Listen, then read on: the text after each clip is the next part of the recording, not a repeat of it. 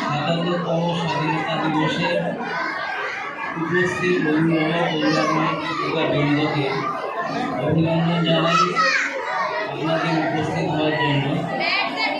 আজকের আমাদের এই স্বাধীনতা আমাদের আগামী প্রজন্মকে যাতে সুন্দর ভারত উপহার দিতে পারে, তার জন্য এই সাহান ইন্টারন্যাশনাল কিডসের মাধ্যমে ক্ষুদ্র প্রচেষ্টা। শিক্ষা আসল স্বাধীনতার পথ দেখাবে। স্বাধীনতা শুধু স্বীকৃতি আমরা পেয়েছি, কিন্তু যে সমস্ত বীর শহীদরা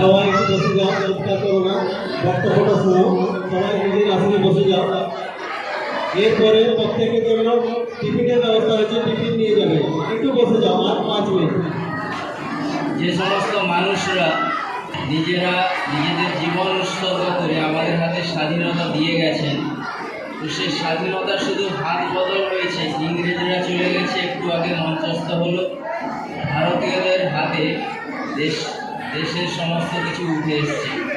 যেভাবে আমরা নিজেদের ফ্যামিলিকে কীভাবে রক্ষা করা যায় সেটা আমরা সচেষ্ট হই, তেমনি দেশ কীভাবে রক্ষা পাবে, দেশের সমস্ত সম্পদ কীভাবে রক্ষা পাবে, তার উপযুক্ত ব্যবহার হবে, দেশের মেধা কীভাবে সংরক্ষিত হবে, পুরো পৃথিবীর মানুষের উপকারে কাজে লাগবে, তার জন্য আমাদের লাগাতার পরিশ্রম করে যেতে হবে। এবং তার জন্য যেটা দরকার সেটা হলো সঠিক স্কুল, সঠিক শিক্ষা ব্যবস্থা, বাচ্চাদেরকে সার্বিকভাবে গড়ে তোলা। সেই জন্য এই স্কুলের শুরু, আপনারা এই স্কুলে বাচ্চাদের দিয়ে সে কাজটা সহযোগী হয়েছেন। আগামী দিনে আমরা সমস্ত বাচ্চাদেরকে এই স্কুলের আওতায় এনে যাতে মানুষের কাছে সুন্দর সময় উপহার দিতে পারি।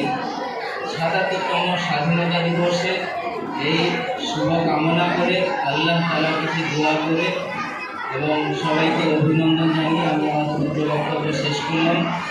তো এখন একটু ছোট্ট দোয়া হবে, মৌলানা আমানুল্লাহ সাহেবকে ডাকছি ছোট্ট একটু দোয়া অনুষ্ঠান করে।